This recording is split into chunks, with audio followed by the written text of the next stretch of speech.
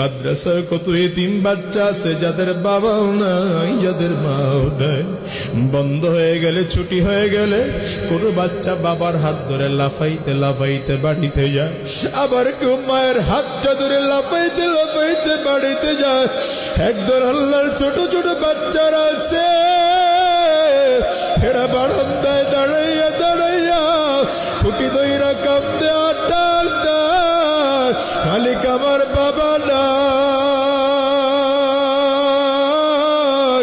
আমার তো মাও নাই।